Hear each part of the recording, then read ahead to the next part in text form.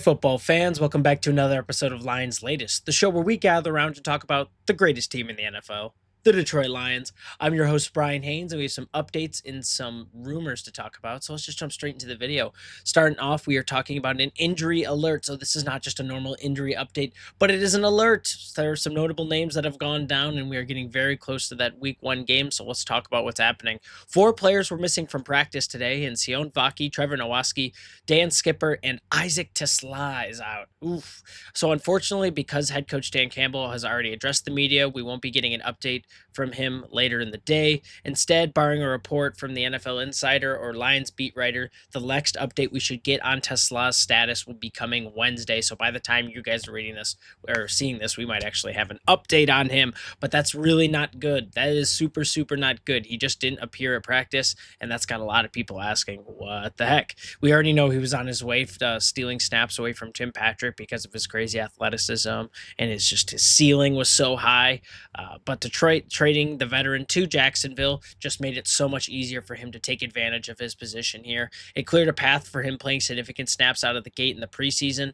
And on Monday, Campbell revealed that Tesla will in fact be having a role on offense, confirming all of our rumors following the trade that we were holding out for Tesla, and he has proved enough to make a spot on this team as an effective starter in week 1, and he will also work on special teams. If Tesla doesn't suit up though, barring any injury, Khalif Raymond will almost certainly see an increase on snaps and offense for next week and possibly the week after that. We know Khalif Raymond's good for, a big chunk of yards a game and possibly a touchdown if you throw him in the right position, wide receiver screen, stuff like that. But this is no good. This is no good. Tesla was I know a lot of Detroit fans were really excited to see what Tesla could do in a regular season scenario game. And this to me is just like, oh, is this going to be another kind of shooting yourself in the foot moment like we saw with some of our other guys?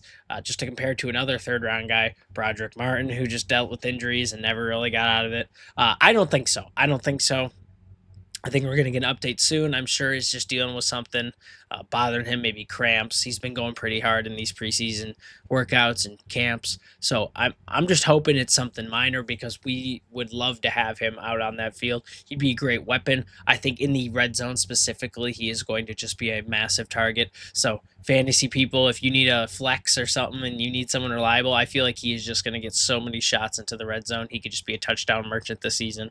But that's only if he stays healthy, so we got to get him back on the field. And then I do want to talk about Dan Skipper being out because he was hurt, and then he came back, and then he got waived, and then he cleared waivers, and we re-signed him to the practice squad, and now he is out again. They are saying he missed practice altogether. No one saw him on the field. We will need Dan Skipper for depth, especially if Decker goes out with a shoulder thing mid-game. He's really our best answer to that, and if he isn't there, there's a good chance that we get taken advantage of on that left side. So definitely going to have to look for that. Definitely going to have to make sure he gets back out, rehabilitate the big fella, because it's really good to have him on the team. But if he's hurt, he's not doing anybody any good. So need to get him back. Sion Vaki, I don't like that he's out either. He was one of those guys I wanted to really see develop this year. So hopefully his thing as well is just minor, nothing to worry about. And Trevor Nowaski is another guy that we just need to kind of have around just in case, next man up mentality guy. We all know depth is big here, and having any of these guys back is just going to make me sleep better at night, and I hope it does for you too. But with that being said, we are going to move on to our second topic of the day. Let me know what you guys think. Big injury, minor injury, what are we hoping? I mean, I'm hoping obviously it's minor, but what are we thinking? We'll move on to our second topic. We are talking about Goff and the fact that there are some analysts saying that he's still an uncertain product. Not sure on Jared Goff. And I'm not really sure what they mean on this, but let's go into it real quick. So after 2 straight NFC North titles, the Lions should be considered the favorites in our division, obviously. But one analyst sees a changing of the guard in 2025. CBS Sports' Emery Hunt made his prediction on how things will shake out in the NFC North this coming season, and he has the Chicago Bears winning the division. One of the reasons he doesn't like the Lions earning a 3rd straight division title has to do with quarterback Jared Goff, who he labels as having one of the biggest question marks under center in the division, along with the Minnesota Vikings quarterback J.J. McCarthy, which Okay, we're putting those two people in the same room. Sure. Okay, where are you going with this? He said when you're thinking about within this division, you have two quarterbacks with some question marks. You have Jared Goff, and you have question whether or not he can handle pressure. Hunt went on to talk about JJ McCarthy too, but we're not talking about JJ McCarthy right now. Hunt also went on to say that Chicago looks tremendous on paper and will take first place in the division, no problem, with the Green Bay Packers finishing in a strong second position. So totally counting out the Lions because we lost two coordinators. That's what he's going off of, because he obviously doesn't have faith in Goff, and it's not that Goff doesn't have the talent, but he doesn't think he can't move without Ben Johnson. He thinks Ben Johnson goes to the Bears, and all of a sudden they look tremendous, and they're the ones to win. He's also listing Goff as one of the biggest question marks at quarterback in the NFC North, and that's wild. That is insane. How much does Jared Goff have to prove to continue before people stop saying, "Oh, he's unproven. He's not a certainty. He's 50-50." I think at this point we've seen that he is a starter. He is the most proven player in the position in the division, period, having the most posted several impressive seasons and led two different teams to division titles and deep playoff runs during his career. And meanwhile, guys like Jordan Love had just 2 seasons as a starter under his belt with just one playoff win in that span. McCarthy and Caleb Williams are both entering their second year. One didn't even play last year. And Williams, the one who did play, had a super rocky campaign and was kind of starting to have people turning their heads like, are we sure this guy was the first overall pick? And the Vikings signal caller didn't even play in 2024, like we said. So why? Well, let's look at Jared Goff. Let's look at his accolades over we'll just say the last 2 years, because that's what we're talking about right now. Well, in 2023, he had a completion percentage of 67.3%, 4,575 yards, 30 touchdowns, and 12 interceptions for a rating of 97.9. I think that's pretty good. And I'm pretty sure it's better than the other guys. And then, okay, let's look at last year. Since Jordan Love was so great last year. In 2024, Jared Goff had a completion percentage of 72.4 with 4,629 yards. So an increase of yards, increase of completion percentage, increase in touchdowns by 7 when he recorded 37, and the same amount of interceptions at 12, making a passer rating of 111.8. So I don't know what we're talking about with Jared Goff not being proven, not being a go-to guy. I think it's ridiculous at this point, and people are just looking for things to say about Jared Goff. Oh, the Lions lost their coordinators. Jared Goff's going down the drain because he can't do anything without a coordinator. I think it's a stretch, guys. I think it's a really big pull. Some people are trying to create stories, and I think it's a little disrespecting to a guy who was basically sent here to have his career ruined and ended up kind of being the savior of the city. So I'm just saying, I think that's kind of ridiculous. I don't think just because the Bears get coach, they're all of a sudden fantastic, undisputed powerhouse of the division. Whatever. I don't know. Let me know what you guys think. Maybe I'm just overreacting, but when they disrespect my guy Jared Goff, I get fired up. So sometimes you just got to be there for your guy. But let me know what you guys think. Maybe I'm just overreacting, but I think Jared Goff has more than proved his position as the top quarterback in the NFC North. All right, we're going to move on to our third topic, where we are talking about the Lions captain. Speaking of Jared Goff, there have been 6 captains listed for the 2025 NFL season, and that would be Jared Goff at quarterback, wide receiver Amon-Ra St. Brown, offensive tackle Penei Sewell, defensive end Aiden Hutchinson, linebacker Alex Anzalone, and, in kind of a weird surprise, special teams player Grant Stewart. 3 captains will represent the offense, 2 on defense, and 1 special teams guy.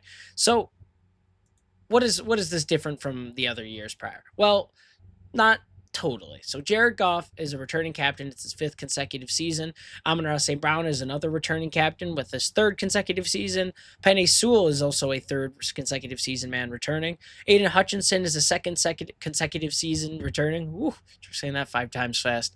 And Alex Anzalone is also having his 5th consecutive season as captain.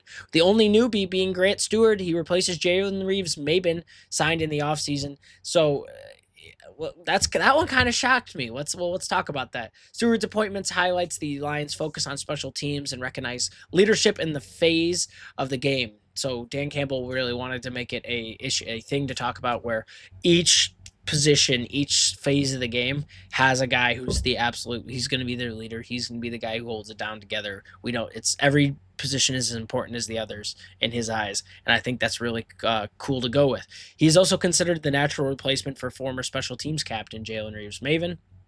According to the coaches, he has a reputation for playing with high energy and effort. These qualities, along with his character and his effort, his tenacity, makes him the obvious choice for the position because he is a leader. He's a leader. And I thought just by reading that made me, okay, cool. I dig it. This guy's cool. I rock with it. Let's go, Grant Stewart. The other guys, though, it just kind of makes sense, right? Jared Goff, quarterback. Why not?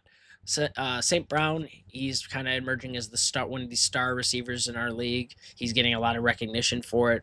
Top 5 guy. So I'm just saying, he's deserving of it. Penei Sewell, I think this is the one that stands out the most to me. So he is obviously returning, but now that wow, oh my gosh, sorry guys, I'm blanking. Now that we've lost, more of our line. So sorry about that, guys.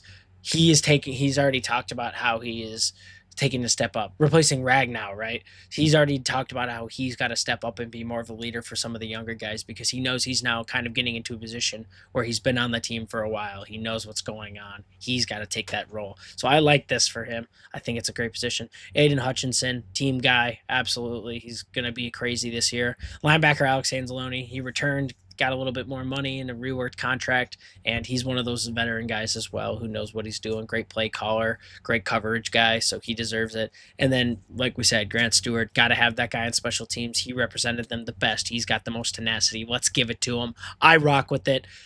That's what we got on that. What do you guys? Do you guys think? I'm curious. Do you guys think anyone else should have been named captain that wasn't named captain? Maybe Montgomery. I don't think Gibbs is quite there yet, but maybe Montgomery. Maybe Jack Campbell. Let me know what you guys think. I'm curious about this one. If there's anyone else you guys thought was a little more deserving, or they should have thrown in there anyways. But we're going to take it to our fourth and final topic. We're just talking about a few of comments that you guys left that I wanted to discuss. The first being by Brent DeWitt. Brent DeWitt said, once you have a back injury, it's never the same again. Don't wish injury on any player, but it makes me wonder if they're going to be a big question of when instead of if it will be a long-term issue. So this is talking about Micah Parsons, I believe, in the last video.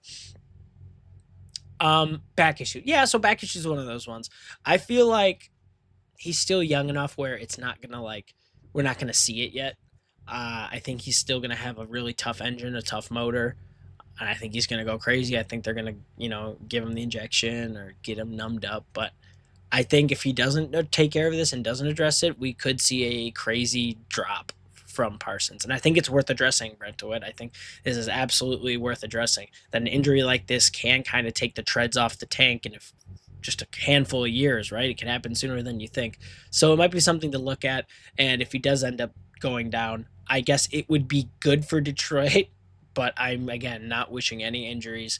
Hopefully he stays healthy and we can just beat them at 100% because beating someone at 100% is a lot more satisfying than winning off of conditions, right? So that's what I think. Let me know what you think. I think that he'll be all right for now, but we might start to see a decline sooner than later. You bring up a good point there. And then finally, Superman24 says, we have Goff until 2028, so let's hold up on getting his replacement already. It's not going to happen in the 3rd round anyway. I say we keep getting the best backup we can now until we know what we are doing with Goff. In the meantime, maybe we can get someone worth of a damn in the 6th or 7th round. Yeah, hey, listen, Hassanine's cool. We're resigning him. We're going to develop him. He's going to get healthy again. It'll be cool. I like Hassanin. No disrespect to the assassin, all right?